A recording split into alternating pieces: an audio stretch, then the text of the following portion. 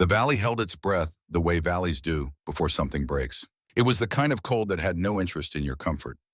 The Cascade Range in January does not negotiate. The peaks above Phoebe Sentinel stood white and indifferent, older than any war, older than any reason men had ever found to build a fence in the mountains and call it a forward operating base. Snow had been falling since before dawn. Not hard, not dramatic, just steady. The kind of snowfall that fills in footprints before you have taken 10 steps that erases everything you were sure you saw. The first shot came at 13:47 hours.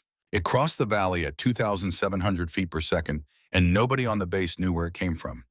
Not from the north where the attack was already burning. Not from any position they had mapped or trained for or anticipated. It came from the south ridge, from a narrow shelf of rock 40 feet up a frozen cliff face, from a position so exposed and so impractical that no trained military planner would have put a shooter there. But she was not a military planner, not anymore. Through the radio traffic that survived that afternoon, you can hear the confusion in the voices of men who had trained for everything and had not trained for this. One transmission recorded at 13:49 hours asked the same question 3 times before it gets an answer. Who is shooting from the South Ridge? The answer, when it finally came, did not make sense to anyone.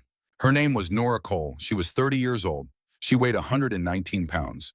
She had driven 7 hours through a January snowstorm to visit her husband, and she had brought with her a wool scarf her mother had knitted 3 winters ago, a paperback novel she would never open, and a rifle scope she had promised on the worst day of her life that she would never use again. She had been at the base for less than 6 hours when the fence line exploded.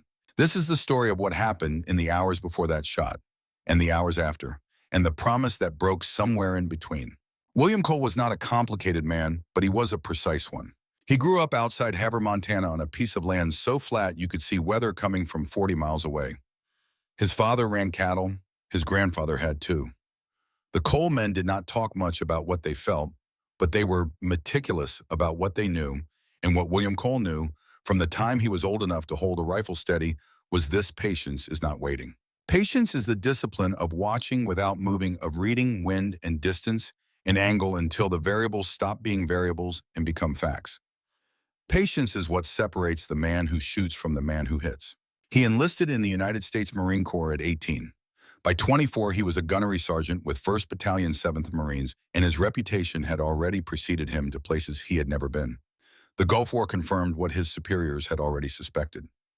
William Cole did not miss, not at distance, not in wind, not under conditions that would have humbled men twice his size with twice his experience. He came home from the Gulf with a citation he never framed and a quietness he never fully explained. He came home to a wife named Sandra, and 4 years later to a daughter he named Nora. She was small from the beginning, fine-boned, dark-eyed, serious in the way that some children are: serious, not unhappy, just attentive. She watched things, she noticed things. She was 9 years old when her father took her out to the range he had built on the back 40, a simple set-up paper targets at measured distances, and placed a rifle in her hands for the first time. He did not make it ceremonial. He did not make a speech. He showed her how to breathe, how to find stillness inside movement, how to let the crosshairs settle not by force but by surrender, by becoming quiet enough that your own heartbeat stopped being interference and started being information. He showed her that the space between the trigger and the shot is the longest space in the world, and that everything you are lives inside it. She took to it the way certain people take to water, not by learning to swim, but by discovering they already knew. They shot together on weekends for years, through high school, through seasons, through the particular silence of winter mornings, when the breath comes out in white clouds and the cold keeps everything honest. William Cole was not a demonstrative father. He did not praise easily. But there were afternoons on that back 40 when he would watch his daughter put 3 rounds through a target at 600 yards in a crosswind, and something would happen to his face that he probably did not know was visible.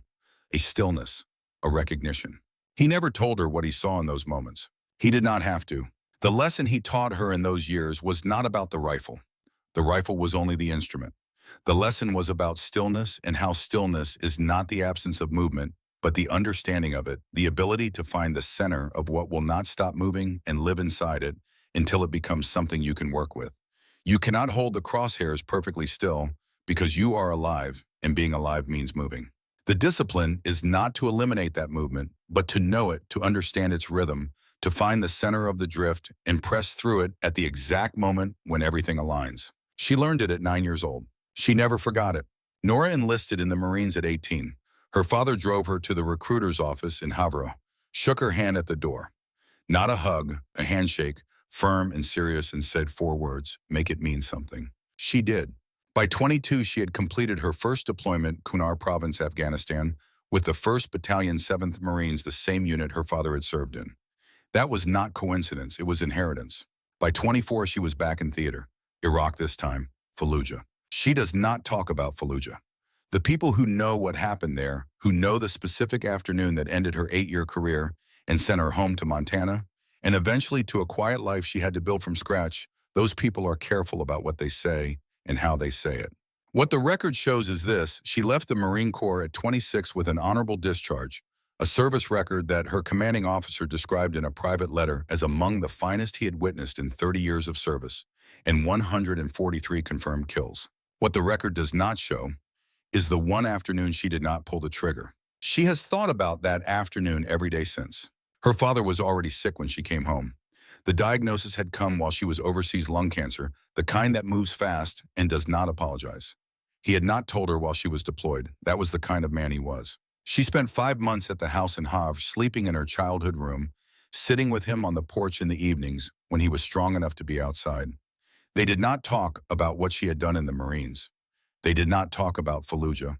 They talked about the ranch and the weather in a book he was reading about the Lewis and Clark expedition that he would not live to finish. One evening in October, when the light was going gold over the flat Montana plain and the air smelled like the coming cold, he took her hand. He was not a man who took hands. He said, "Leave it behind, Nora. Don't let what I taught you become who you are." She said, "I promise." He died 3 years ago in November in that house with Sandra beside him and Nora holding his other hand. The Leupold Mark IV scope he had carried through the Gulf, the one he had cleaned every Sunday morning for 30 years, with the same ritual care, she packed it in her bag when she left Montana. Not to use. She would not use it. She had promised. Just to have something of him close. She met Garrett Walsh at a 4th of July cookout in Tacoma, of all places. A friend of a friend, he was in uniform just back from a staff rotation, tall and steady-eyed, the kind of man who paid attention when you talked. He did not know what she had been. She did not tell him. She was trying to be someone else entirely, someone who bought groceries and read novels and took long walks along the Sound and let the years in the Corps belong to another person. Garrett was good. He was genuinely good, not performatively good, not good in the way that men can be good when they want something. He was patient. He was honest. He laughed at the right things.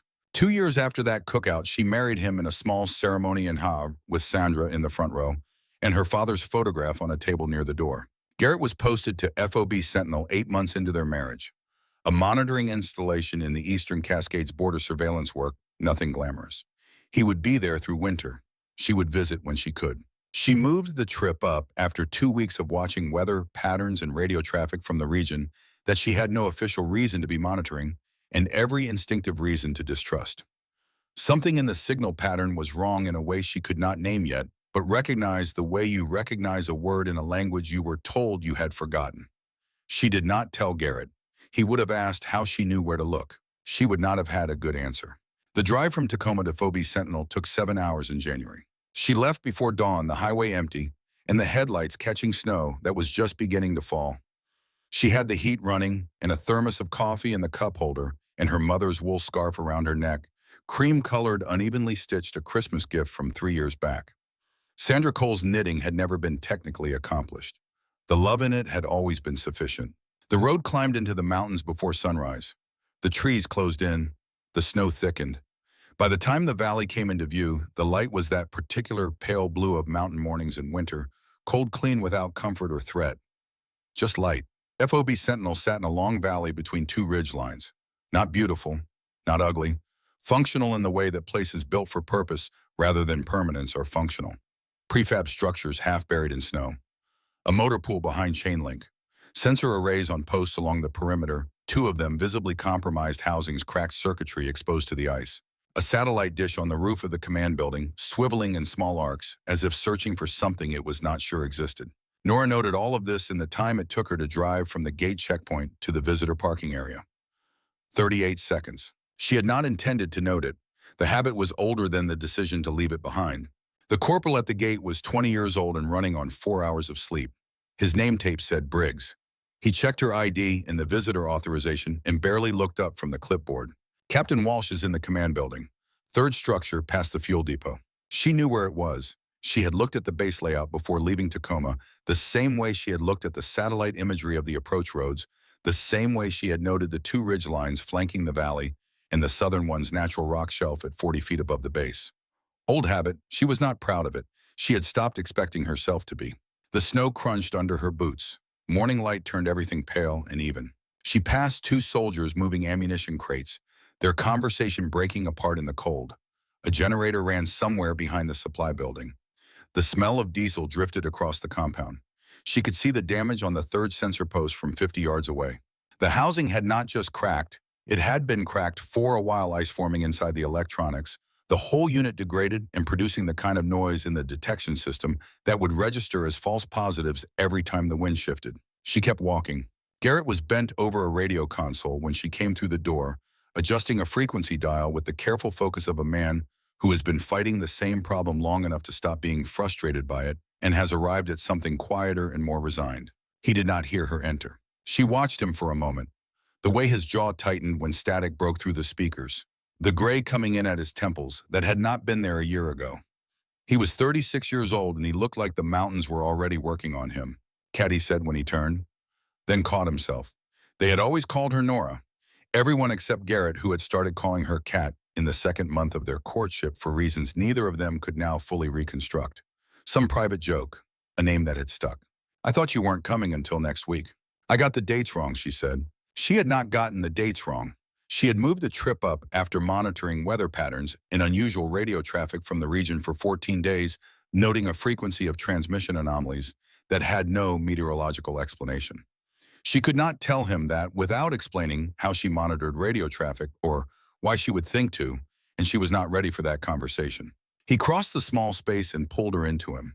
He smelled like instant coffee and cold metal and the specific exhaustion of a man who has been managing a failing infrastructure for weeks. How long can you stay? A few days, she said. Maybe 3 if the roads hold. He pulled back and looked at her. His eyes did the thing they always did, that particular careful attention, reading her face the way she had once read terrain. You look tired, he said. 6-hour drive. You look more than tired. She unwound the scarf and draped it over a chair. Tell me about the sensors, she said. The briefing he gave her was not a briefing. It was a husband talking to his wife about a bad week at work, sitting in a cramped command trailer with burned coffee and the sound of wind against prefab walls. But she listened to it the way she had once listened to intelligence reports, noting the specifics, cross-referencing the details, building a picture from the gaps. 3 perimeter sensors compromised, satellite link dropping at irregular intervals that did not correspond to any weather pattern. The backup radio was being cannibalized for parts. The motor pool was down 1 vehicle. The second shift had been running on 6 men instead of 8 for 11 days. The base was not in crisis. It was in the particular state of degradation that happens to installations that are low priority and far from supply lines and staffed by people who are too professional to complain and too tired to do more than manage. She noticed the backup battery level on the emergency board. She noticed the stress fractures in the main antenna cable's insulation. She noticed the emergency frequency card taped to the wall with tape that had lost its adhesion on one corner and was slowly peeling away from a surface it had been pressed against long enough that the corner of the card was beginning to curl. Garrett noticed her noticing. I know, he said. This whole place is held together with prayer and institutional inertia. Where's your redundant comm? Secondary radio in the supply shed. We've been pulling from it for parts. She filed that away. No real redundancy. If the primary went down during an incident, they would be isolated. 12 miles by road to the nearest relay station. In this terrain, in this weather, 12 miles was not 12 miles. Come on, he said. I'll show you where to drop your bag. She followed him back into the cold. At the door, she paused, turned her face north. The wind had shifted in the time she had been inside. Temperature dropped sharp, at least 5 degrees in the last 20 minutes. Weather coming in, she asked. Not supposed to. High pressure system should hold until Wednesday. She looked at the sky. Too pale, too still. The kind of still that preceded disruption that she had learned to read in a dozen different theaters under a dozen different conditions. The sky before something breaks does not look threatening. It looks empty. It looks like nothing. It's not the weather, she said. Garrett looked at her. She made herself shrug. Old habits, Montana upbringing. He laughed and held the door open, and she walked through it. The visitor quarters were 4 bunks and a rattling heater. She set her bag on the bunk nearest the door because the bunk nearest the door was always the correct choice because being between an exit and everything else was not paranoia but geometry, and unzipped it.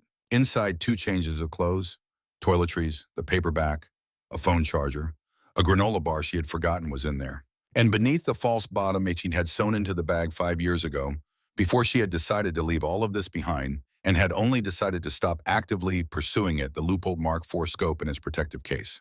The case was worn at the corners. The interior foam had compressed unevenly from years of use and then years of disuse. The scope itself, when she opened the case and looked at it, which she told herself she was not going to do, and did anyway, was clean. She had cleaned it. Of course she had cleaned it.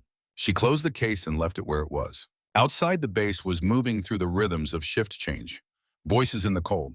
A door slamming. Someone laughing at something in the motor pool.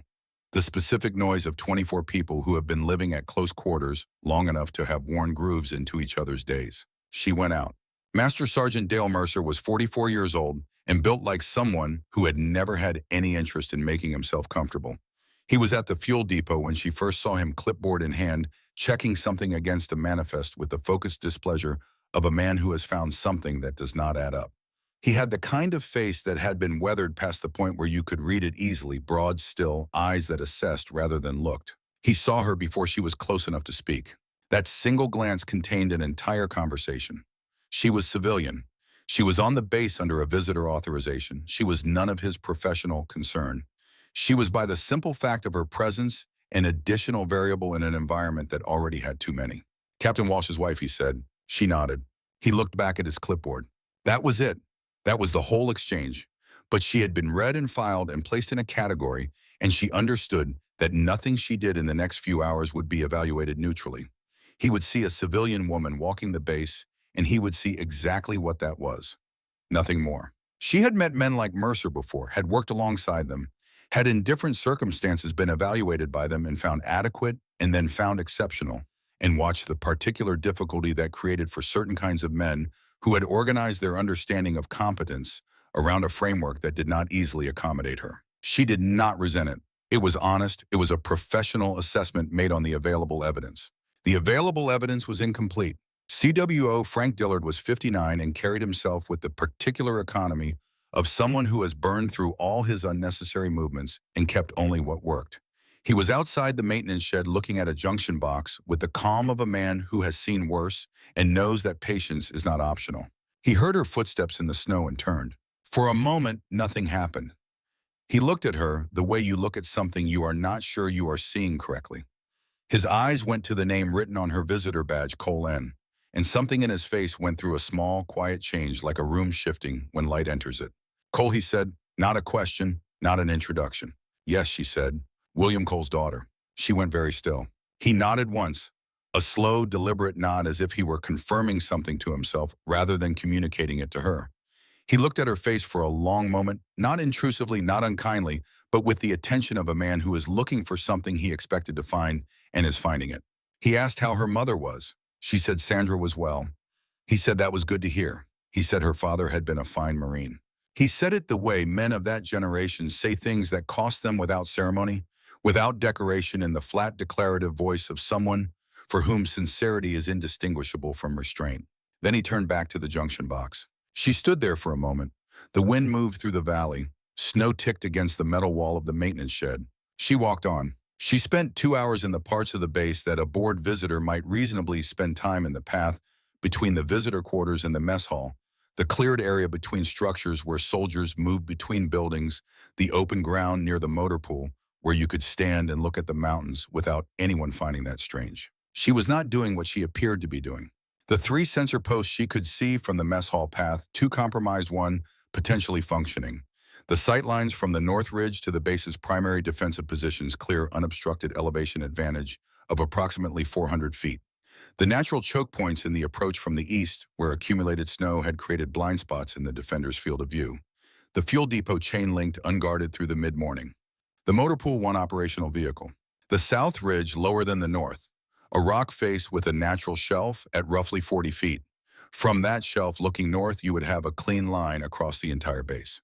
Not 400 feet of elevation, maybe 60, But the angle would be better.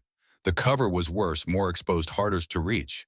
No defensive position had been established there because no tactician planning for the defense of this base would think to put someone there, which meant nobody would think to look there either. She hated that she had thought this. She was standing near the south fence line, looking at nothing in particular, when Mercer appeared beside her. She had not heard him coming.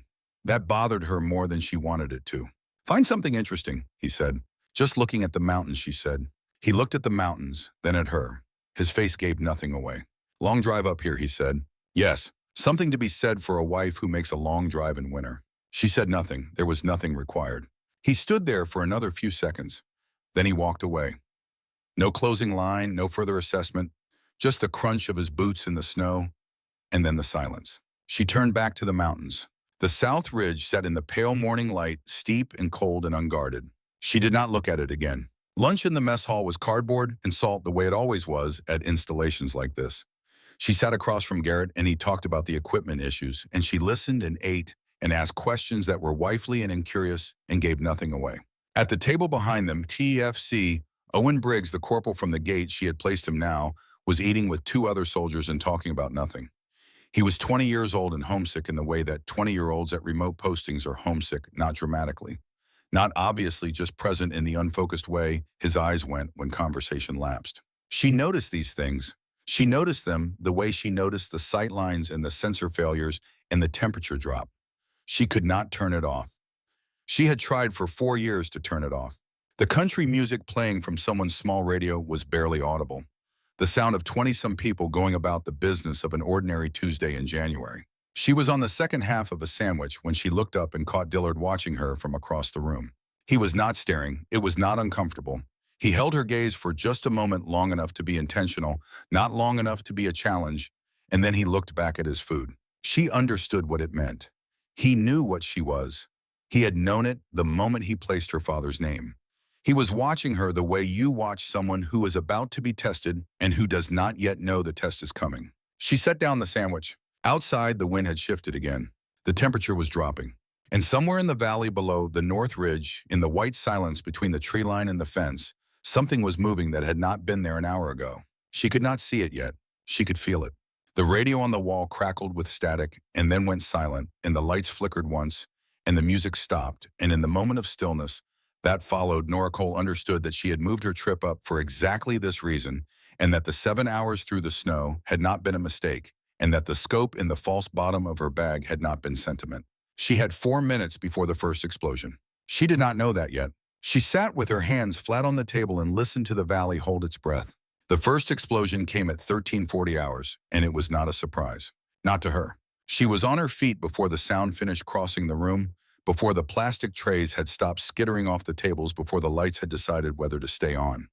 Around her, the mess hall went through its collective second of comprehension, that universal pause between impact and response, and then training took over the room all at once, soldiers pushing back from tables, hands going to weapons, voices calling out the protocol. Garrett was already at the door. "Contact north," he said. His voice was calm in the way that trained voices are calm, not because the man was calm, but because calm had been drilled into the voice until it could operate independently of what the man was feeling. "Everyone to positions. Move." The mess hall cleared in 40 seconds. Nora went with them. Outside, the valley had transformed. Black smoke was rising from the north perimeter fence in a column that the wind immediately tore sideways, spreading it thin and dark against the pale sky. A section of chain link 40 feet wide had been torn apart by a shape-charged military grade placed with knowledge of the fence's construction, detonated from a distance. Through the smoke and the snow, Nora could see 2 soldiers down near the breach. Neither was moving. A third was crawling toward the concrete barrier beside the motor pool, leaving a dark line in the snow behind him, and the line was not from his boot. The firing started before she reached the nearest wall. It came from 3 separate positions on the north ridge. She heard it before she could place it. The crack of a high-powered rifle is a sound you identify in your body before you identify it in your mind, something that the nervous system registers differently than other sounds, something that tells the spine what it is before the ears have finished processing. She pressed her back against the outer wall of the supply building and listened. 3 positions, high, middle, and low on the ridge. The high position was the loudest, the deepest belt fed, she was certain, within the first 4 seconds, a .308 or Similar, the kind of weapon that chews through defensive positions, not because it is accurate at this range, but because it does not need to be. It is a suppression weapon. It keeps heads down. It is the anchor around which everything else is organized. The middle and low positions were rifles, precision patient targeting the specific. She heard two shots from the middle position in the first 20 seconds, both close to where soldiers were moving, neither a miss by much. They were not trying to kill everyone. They were trying to push everyone north into the open ground, into the kill box they had prepared. She had studied this too. Garrett reached the command trailer and grabbed the radio handset. She could see him through the open door, his voice carrying across the compound, in the way voices carry when they have been stripped of everything except necessity. Base Sentinel to Regional Command, we are under attack, repeat, under attack, requesting immediate fire support in medevac, over. Static. He switched frequencies. Tried again. Static. He looked at her through the doorway, and in that single glance, she saw him understand. They were jammed. Whatever was happening on the North Ridge had been preceded by communications interdiction, which meant this was not opportunistic, not improvised, not a raiding party that had gotten lucky with timing. This had been planned. The communications failure she had been watching all morning was not equipment degradation. It was preparation. He stepped out of the trailer and a mortar round hit the motor pool. The sound was enormous. The kind of sound that does not just fill the air, but displaces it, that punches through the chest and vibrates the diaphragm and leaves a ringing silence in its wake. The remaining Humvee became a fireball in the time it takes to blink. Black smoke added itself to the column already rising from the fence line. Nora moved. Not toward the bunker that Garrett was pointing her toward. She moved along the wall of the supply building, keeping low, keeping the wall at her back, working toward the eastern corner where she could see the full North Ridge from a position that offered her at least partial cover. She needed to see the whole board. She needed to understand what she was looking at before she could think about what to do about it. What she saw confirmed the worst of it. 12 shooters minimum, possibly 15. 3 firing positions on the ridge each with overlapping fields of fire that created a continuous kill zone covering the entire northern face of the base. A quadcopter drone was visible at approximately 40 feet, hovering near the center of the compound, its camera pointed down. Reconnaissance or targeting, she could not tell which from here. Probably both. The drone was the eyes of whoever was calling this. They had maps, they had sight lines, they had jammed the communications and dropped the motor pool before consolidating pressure on the defensive positions. This was not militia. Militia does not operate at this level of coordination. Militia does not have the patience for the interval between the initial explosions. Militia does not own the kind of drone currently floating 40 feet above an isolated military installation in the eastern Cascades. Master Sergeant Dale Mercer was behind a concrete barrier near the north fence, directing fire with the economical authority of a man who has commanded under fire before and knows that every word costs something. He was good. She could see that immediately. He was reading the firefight, adjusting his people, maintaining the line. He was doing everything right. He was still losing because he could not see what she could see. He could not see the full pattern. He was managing the immediate pressure without knowing that the immediate pressure was designed to manage him, to push his people inward, to concentrate them, to give the mortar team a tighter target. She counted the soldiers she could see. 14 in defensive positions, 6 unaccounted for, some of them wounded, some of them still moving between structures. Owen Briggs was against the east wall of the mess hall, his face the color of old paper, his rifle in his hands, but his hands not doing anything useful with it. He was 20 years old and he was watching the world come apart, and his training was somewhere behind a wall of shock that he had not yet found a way through. Garrett appeared beside her. His shoulder was wrong, the left one lower and forward than it should have been, blood soaking through the sleeve of his jacket from a wound she could not fully assess. Shrapnel, probably. He was still moving, still functioning, but the arm was compromised, and he knew it, and the knowledge of it was visible in the way he held himself. "Get to the bunker," he said. She did not move. Cat. She was watching the high position on the North Ridge. The belt-fed weapon fired a burst. She counted. 8 rounds. Stopped. She started the count in her head. 1, 2, 3. "Cat, I need you to." 11 seconds. The weapon fired again. 8 rounds. "The reload window is 11 seconds, she said. He stared at her. Belt-fed high position northeast face of the ridge. He's rotating barrels on a standard cycle. 11 seconds between bursts. 2 rifle teams below him, 4 men each moving left to right on a sweep that will bring them to the east wall in approximately 6 minutes. There's a mortar team somewhere on the far side of the ridge. They haven't fired again because they're waiting for your people to consolidate in the center. When that happens, they will fire everything they have. Garrett did not speak for a moment.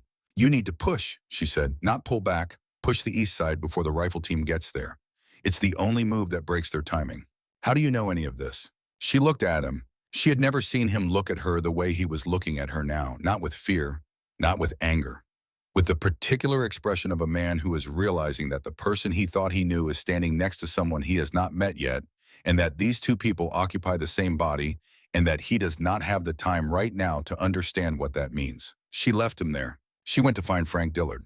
He was in the maintenance shed, which had not taken a direct hit and was partially sheltered by the supply building on its northern side. He was not hiding. He was inventorying what was usable, the methodical response of a man who has been in enough deteriorating situations to know that the question is never whether things are bad, but what you have to work with. He saw her come through the door. She did not waste time. I need the M24, she said. Whatever you have in the armory, complete kit if it's there, stripped if it isn't. He looked at her for a long moment. A mortar round hit somewhere on the other side of the supply building, and the shed walls shuddered, and a box fell from a high shelf, and neither of them flinched. Your father, he said. He qualified on an M24, 1985, Camp Pendleton. 1,000 yards crosswind, 18 knots. 3 rounds in a group you could cover with your palm. I know, she said. I was in the next lane, he said. I watched him do it. The armory, she said. He moved. The armory was a reinforced room at the back of the maintenance shed, steel door combination lock. Dillard worked it from memory, no hesitation, and swung the door open. The M24 was on the second rack from the left. Not pristine, the stock had been worn. The sling was replaced with something cheaper. Someone had done maintenance on the bolt group recently. But the barrel was clean and the trigger group was functional, and when she pulled it down and worked the bolt, it moved the way it was supposed to move, smooth and certain. For a moment, she just held it, not checking it, not assessing it, just holding the weight of it, which was the weight she remembered, which was the weight her body had recognized thousands of times before she decided to stop recognizing it. The steel was cold through her gloves. The balance was exactly as she remembered. Her hands knew the geometry of it before her mind had finished the sentence it was forming. She thought of her father on a porch in October. His hand in hers, that thinned and diminished version of his hand, that illness had left behind still somehow, with all its strength in the grip. She thought of 4 words spoken at a recruiter's door. She thought of a promise made in November in a room that smelled like antiseptic and cut flowers. She thought, I promised. And then, yes, she ran the bolt. The action was clean. She dry-fired once. The click was clean. She was setting up the scope mount when Mercer came through the shed door. He took in the scene in the way that trained men take in scenes, all of it at once without the hierarchy of attention that civilians use. The armory opened, Dillard standing to one side, Nora with the rifle. His face went through nothing, or rather it went through something that was too fast and too controlled to be visible. Put that down, he said. Not a suggestion, not a question. A direct order delivered in the voice that direct orders come from the voice that has been built by years of compliance, that expects to produce compliance the way a switch expects to produce light. She did not put it down. She looked at him. In her peripheral vision, she could see Dillard still and watchful, giving her the space to do this without interference. Master Sergeant, she said, my name is Nora Cole. Before I was Garrett Walsh's wife, I served 8 years in the United States Marine Corps 1st Battalion, 7th Marines as a scout sniper. 2 deployments. I was rated through urban, mountain, and Arctic environments. I instructed advanced marksmanship for 2 training cycles after my 2nd deployment. When I left the Corps, I had 143 confirmed kills. Mercer did not move. My father was Gunnery Sergeant William Cole. He served in this same battalion in the Gulf. He taught me everything before I ever put on a uniform, and the Corps refined what he built. I have not touched a weapon in 4 years. I made a promise to my father when he was dying that I would leave this behind me. He asked me to promise him, and I promised him. She paused. I am asking you to let me break that promise. The shed shuddered again as something impacted near the fuel depot. A soldier shouted somewhere outside, the words unintelligible through the walls. The drone was still up. She could hear the faint mechanical hum of it, even through the noise of the firefight, persistent and cold. Mercer's eyes moved to Dillard. Dillard said nothing. He gave a single slow nod. Something shifted in Mercer's face. Not softened, not convinced in the way that arguments convince. Something older than that, the recognition of a professional by another professional, the acknowledgement that the available evidence had changed and that his initial assessment had been made on incomplete information, and that there is no shame in updating an assessment when the information improves. He stepped to one side. She was already moving. She found the ammunition on the third shelf. Federal gold medal match, .308 Winchester. She loaded 2 magazines chambered around, slung the rifle across her back, the Leupold Mark IV from her bag, her father's scope 10 power fixed. Not ideal for the range she would be shooting, but present and cleaned and known, and sometimes that is what you have. She went back out into the compound. The board had changed in the 4 minutes she had been inside. Mercer's people had held the northern defensive line, but the east side was thinning. She could see the rifle team moving through the trees at the base of the north ridge, working their way toward the east wall exactly as she had predicted, and the soldiers at that position did not have the angle to see them yet. She found Garrett at the command trailer, what was left of it. The roof had taken a partial hit, and the interior was compromised equipment, blown sideways, the radio console sparking intermittently. He was working with a handheld unit trying frequencies, getting nothing. She told him what she was going to do. He did not argue. There was no time for argument, and he could see in her face that it would not produce anything. But he grabbed her arm before she moved. How, he said. Later, she said. He held her for 1 second longer than was operationally necessary. His hand was shaking. She placed her hand over his and held it still, and then she stepped away.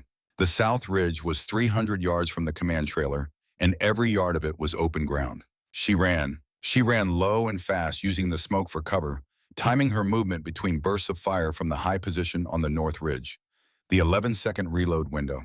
She had been counting in the back of her mind without consciously deciding to count the way you count breath when you have counted breath long enough that it becomes involuntary.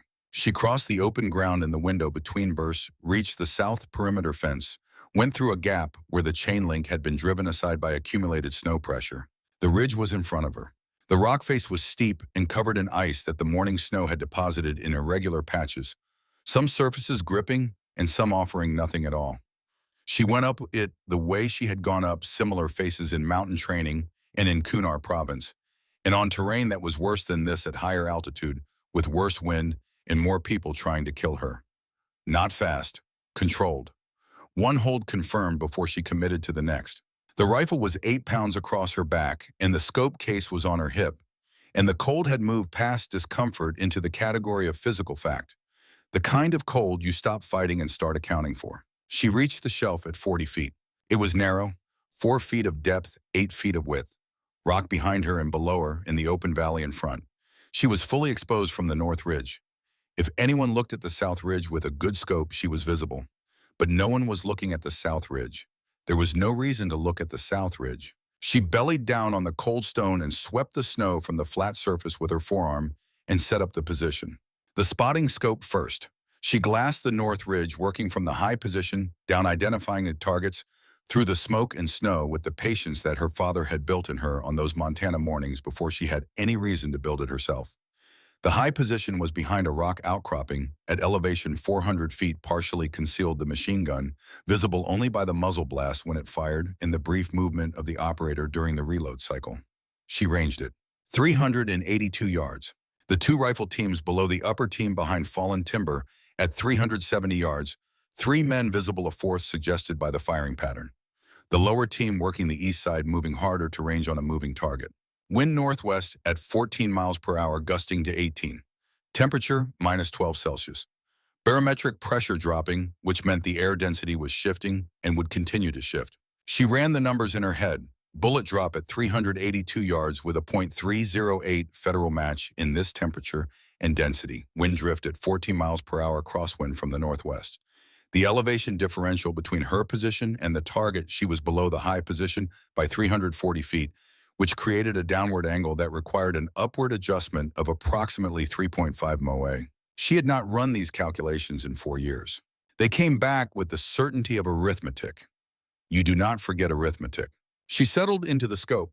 The world narrowed to a circle of magnified reality, the edges of everything else going dark, the center sharpening until it was more real than the rest of the world combined.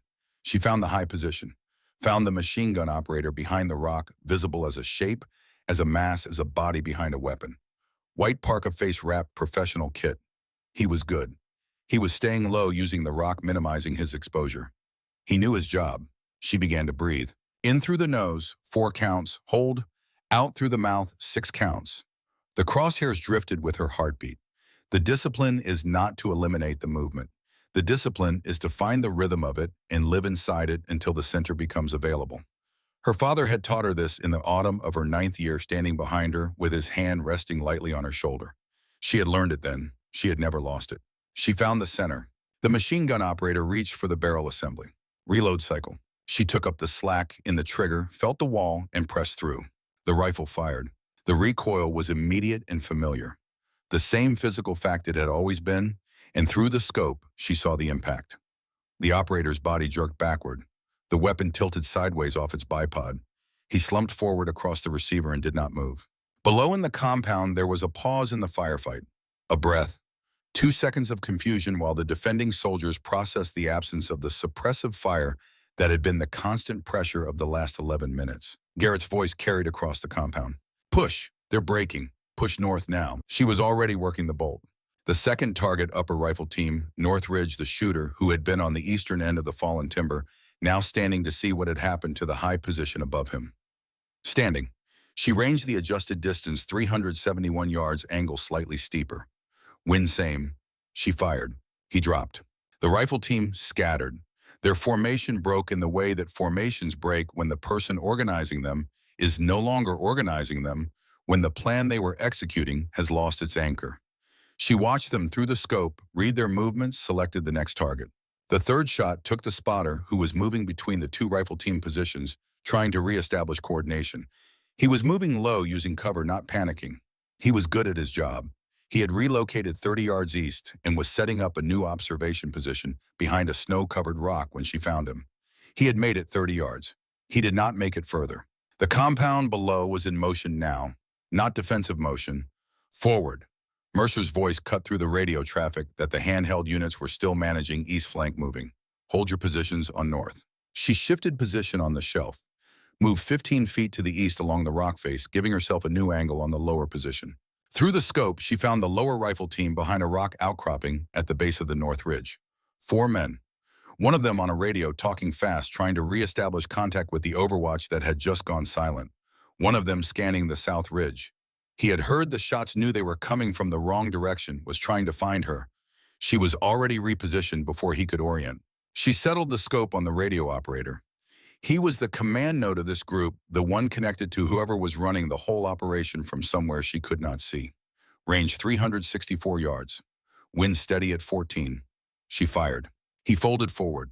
The radio dropped into the snow. The remaining 3 men broke in different directions. The right response. You do not cluster when you are taking fire from an unexpected angle. You scatter. She tracked the closest one, moving fast northwest toward better cover in the tree line. She calculated his speed, his bearing, the distance to where she needed to put the bullet to intercept him. She fired. Miss. The bullet raised snow 2 feet to his left. She cycled the bolt, adjusted, fired again. He went down. Through the scope, she saw the remaining 2 men reach the tree line and disappear into it. She let them go. She did not chase targets into cover she could not see. The rule was the same as it had always been: if you cannot confirm, you do not fire. On the far side of the north ridge, she could hear engines, vehicles. The withdrawal was beginning. She was tracking the tree line, watching for movement, when she saw him. He came out from behind a boulder at the eastern end of the rifle team's original position, running, not toward her, not toward any defensive position, not in any tactical direction.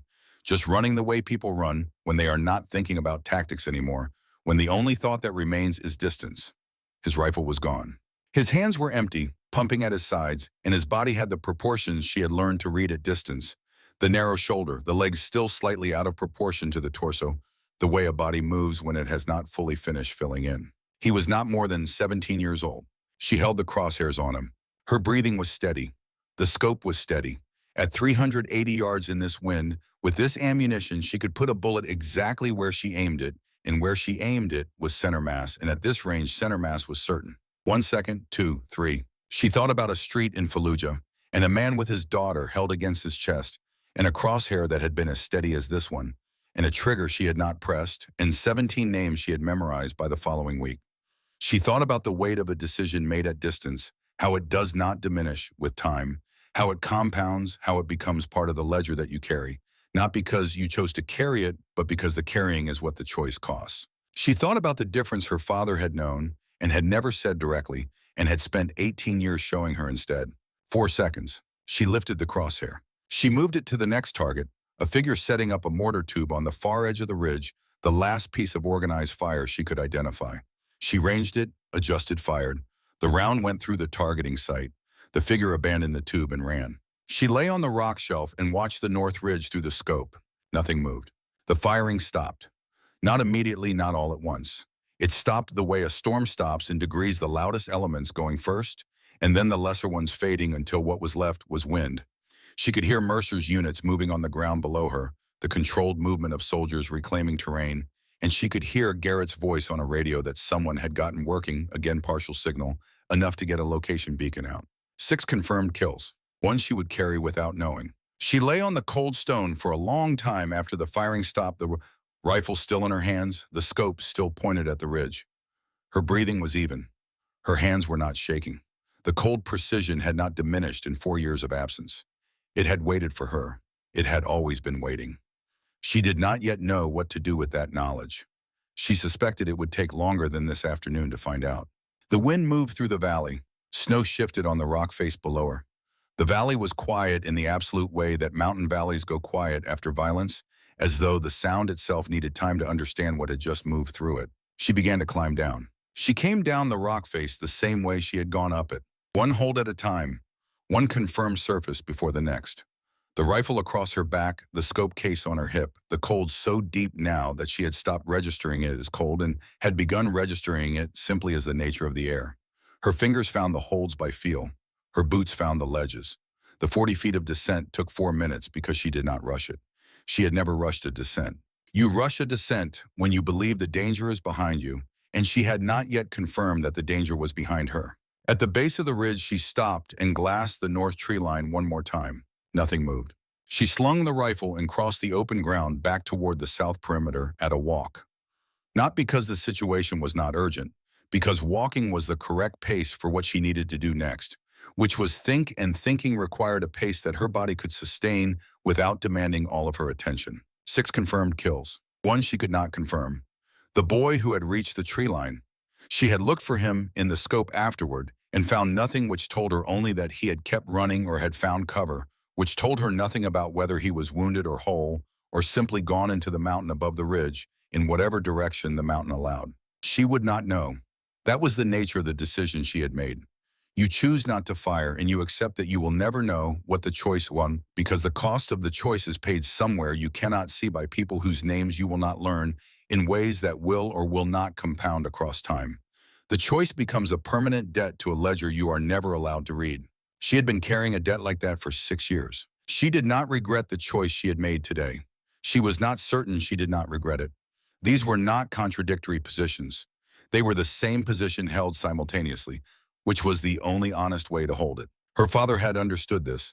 He had never told her he understood it. But he had known when he took her hand that October evening on the porch in Havre exactly what he was asking her to leave behind. He was not asking her to leave behind the skill, or the training, or the years.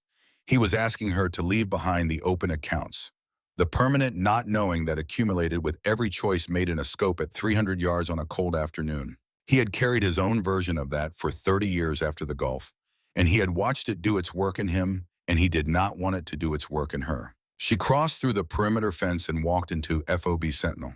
The base looked the way bases look after violence that has been survived but not escaped. The north fence line was a ragged gap in a field of churned snow, the chain link twisted back on itself, the posts driven sideways. The motor pool was a black scar, the smell of burned metal and fuel heavy in the air even in the cold. The mess hall had taken a partial hit on the east wall. The roof had held, but the interior was exposed where the wall had failed, and someone had run rope across the opening as if rope would keep the cold out. Scorch marks on the exterior walls of 3 structures. A door hanging wrong on its hinges. Soldiers moved through the compound with the specific purposefulness that follows the end of immediate danger, that period when the threat has passed, but the adrenaline has not, and the body's solution is to find something to do.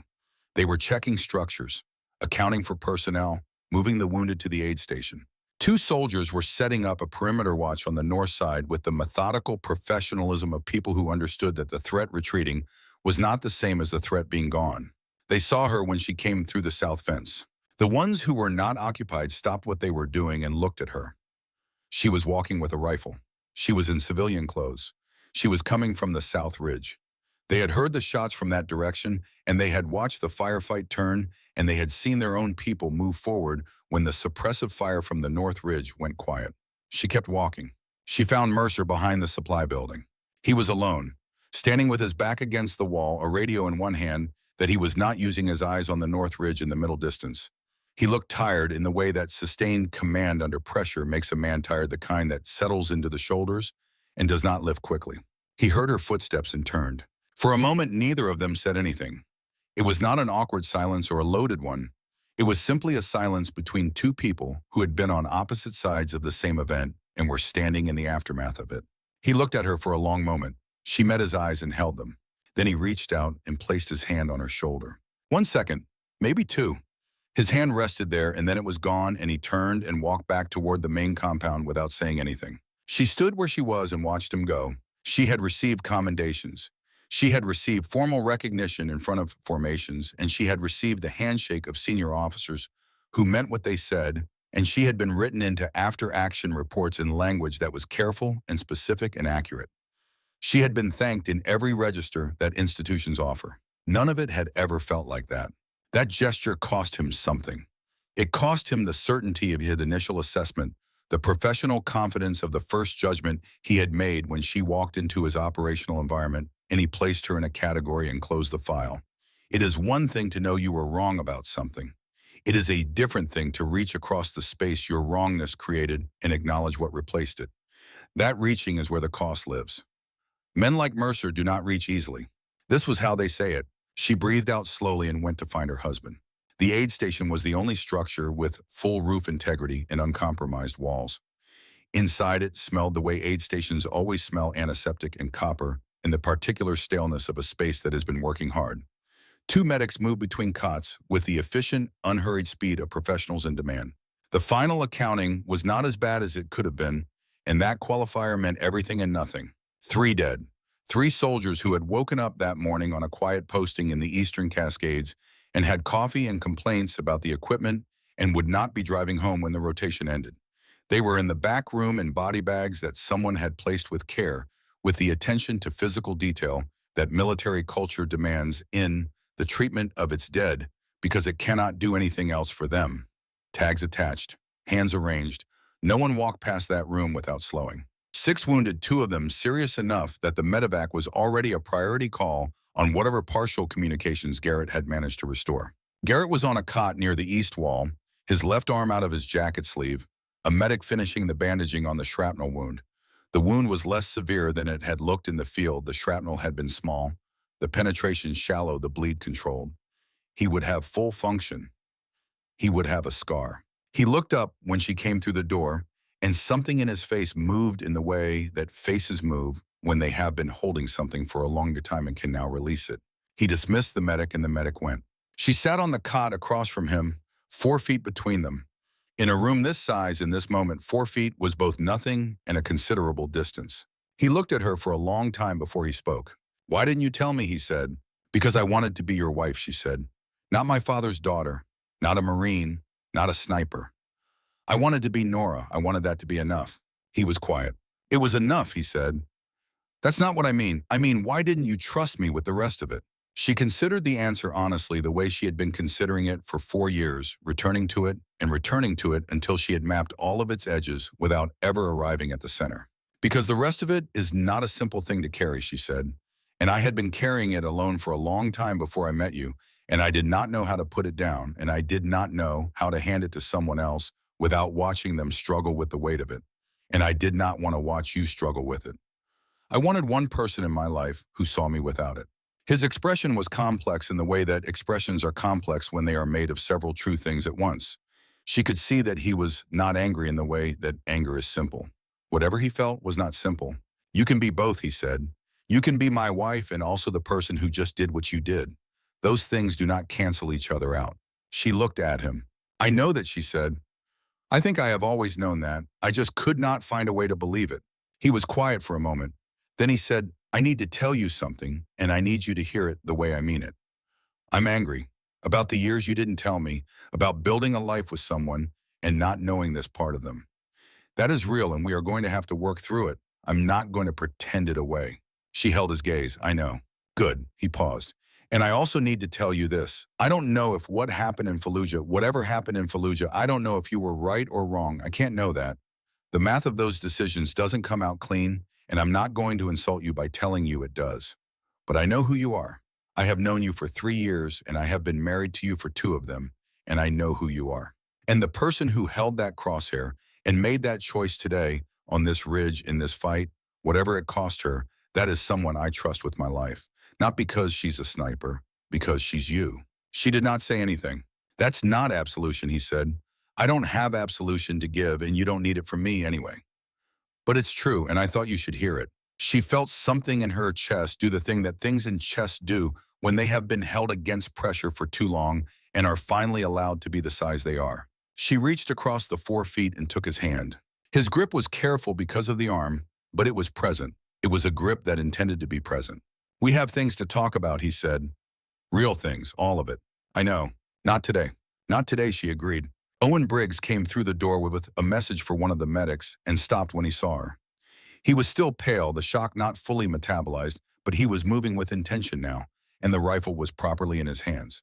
He looked at her the way the other soldiers outside had looked at her, with the arithmetic working in his face.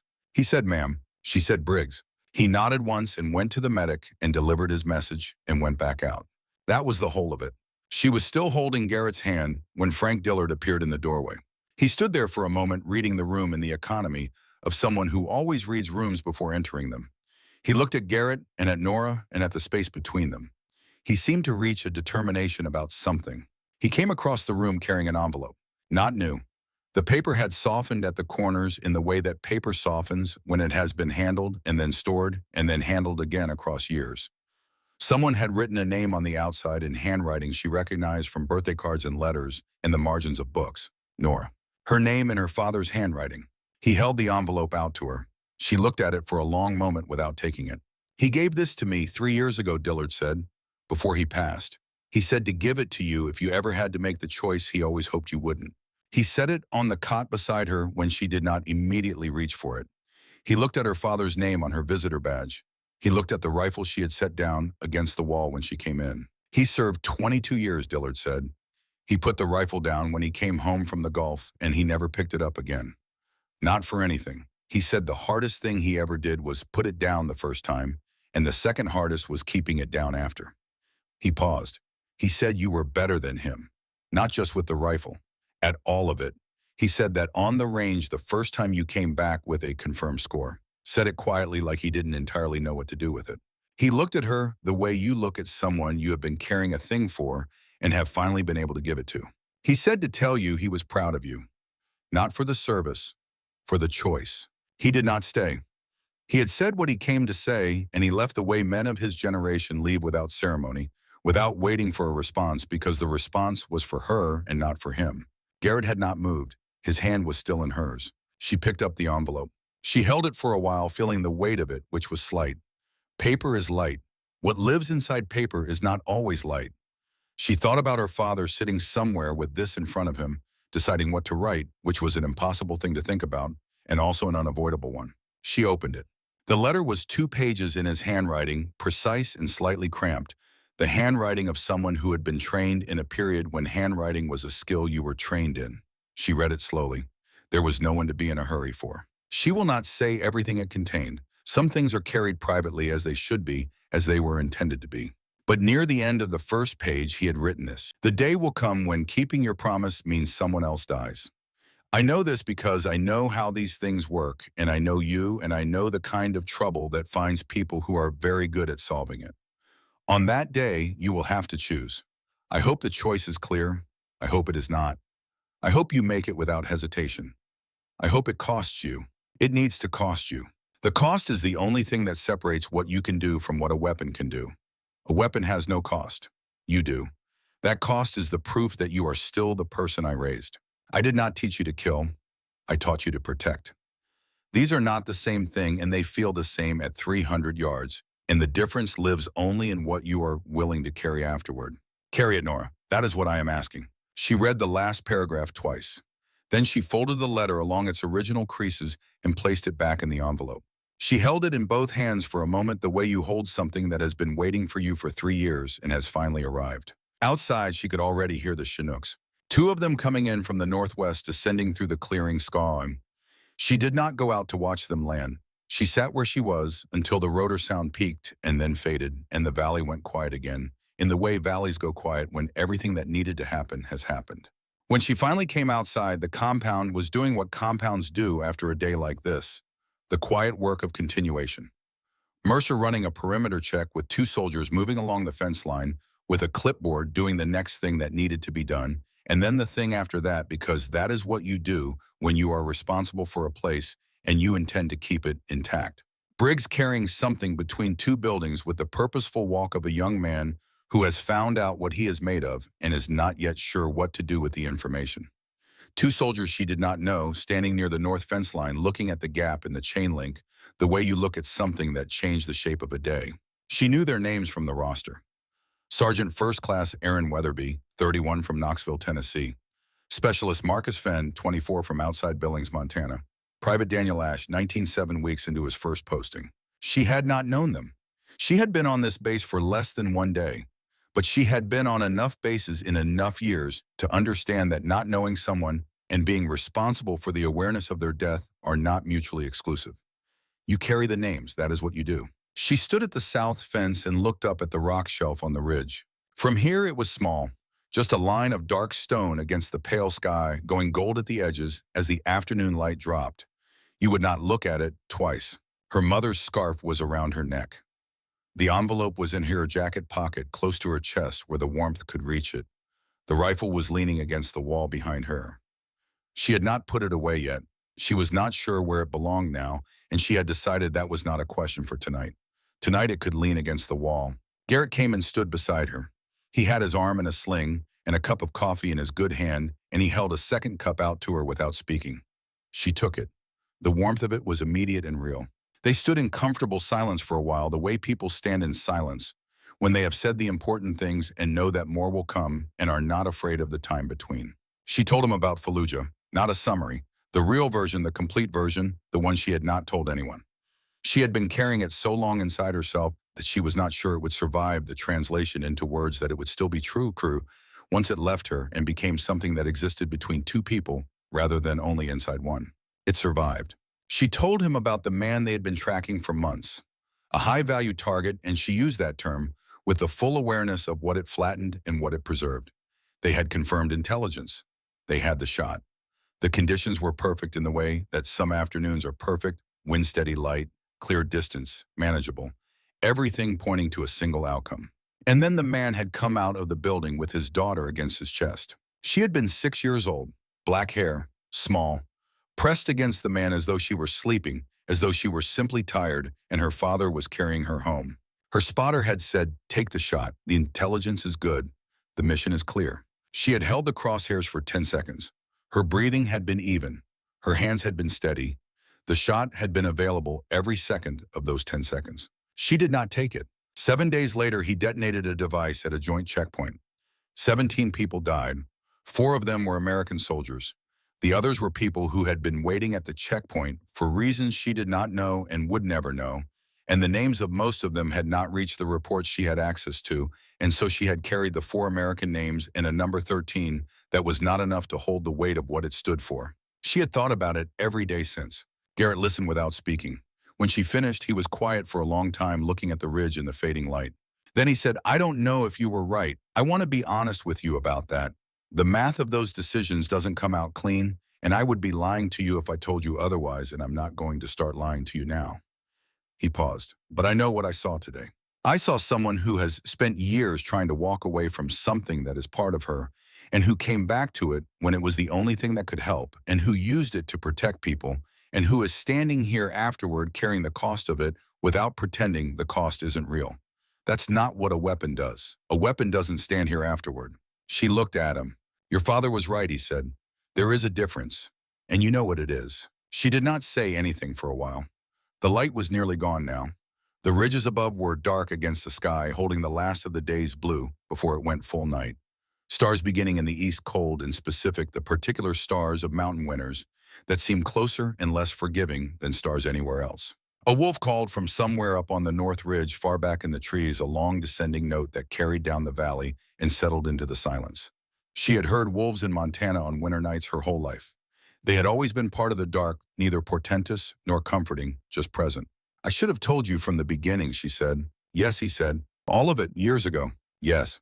Can you understand why I didn't? He was quiet for a long moment. I can understand it, he said. That doesn't mean it didn't cost us something. But yes, I can understand it. She nodded. I'm sorry, she said. He put his good arm around her and pulled her close. She felt him breathing the steady rise and fall of it, the particular warmth of another person in cold air. We'll figure it out, he said. All of it. That's what we do. She believed him. The snow began again sometime after dark. Small and steady, the same snow that had been falling since before dawn, filling in the boot prints and the blast marks and the dark line the wounded soldier had left crawling to covering everything with the same patient indifference that snow brings to everything it covers. The generator ran. Lights came on in the undamaged structures, somewhere inside voices and the smell of food. She stood at the south fence one last time before going in. The compound behind her was settling into night watch routines, soldiers at their positions, the perimeter light cutting pale lines through the dark. The north ridge was invisible now, just a greater darkness against the dark sky, the tree line absorbed into it. She took her father's letter from her jacket pocket and held it for a moment, not reading it, just holding it. The paper had warmed from being against her chest. She thought about what it takes to build something in a person that is so deep and so true that it survives. Years of deliberate disuse, survives a broken promise, survives a mountain in January and comes back intact. Comes back more intact, more itself than it was before. He had known what he was building. She thought about a 9-year-old girl on a back 40 in Montana with a rifle in her hands and a voice close to her ear. She thought about the thousands of hours between that morning and this one and what they had made of her and what she had tried to make of herself in the years after, and how those two projects had spent 4 years in conflict with each other and had finally today arrived at something she did not have a word for yet but recognized. Not peace. She was not at peace with it. She was not sure she was supposed to be. Something else. Something that felt like honesty. Like standing in the correct relationship to what you are, even when what you are is not simple, even when it costs something to stand there. Her father's letter sat in her pocket close to her chest. The rifle was inside, leaning against the wall. Both of them were hers. Both of them had always been hers. She was 30 years old, and she was standing in the snow in the eastern Cascades, and she was her father's daughter, and she was Garrett's wife, and she was a Marine Scout sniper with 8 years in a number she would not forget, and one choice made under a Fallujah sky that she would carry for the rest of her life. She was all of these things at the same time. She had spent 4 years believing that was a problem. She was beginning to understand that it was just true. She put the letter back in her pocket close to her chest and turned away from the ridge and walked back through the compound past Mercer at his post, past Briggs, standing his watch, past the gap in the north fence that someone had already begun to repair with wire and effort in the refusal to leave things broken. She went inside to her husband. Behind her, the snow kept falling. Steady, patient, without preference or memory. By morning, it would have covered everything that needed covering. The valley would hold its breath the way valleys always do. And on a rock shelf on the south ridge, 40 feet above the valley floor, the cold stone where she had lain held nothing now but snow and wind and the last of the light going out. But she had been there. And the men who had come into that valley to take what was not theirs had learned what it meant to be in someone's sights. And 21 soldiers were alive who would not have been. And that was the shape of the day.